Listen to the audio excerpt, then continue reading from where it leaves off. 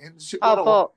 in a way, tinignan ko na rin, kaya ko pa ba life without Hmm. Alvin eh. Parang gano'n. Kasi, Inisip niyo po. ano kaya buhay Oh. after Alvin? Sabi ko, can I still survive? Can I still play? Nakasurvive naman. Siyempre, Opo. grabe na-form namin na chemistry, yung Mm. fans, nandun na eh. Nakita mo, nagdadatingan ng PhilAms, all sides Oo and nga po. 6'8", 6'9", 6'10", kami ni Alvin, 6'3", ako 6'6". So, Opo. it's really a tough sa amin, challenge. So, yun, nandun pa rin eh. Tapos, siyempre, every team, may kultura yan eh. Itong nilipatan ko, puro shwang eh.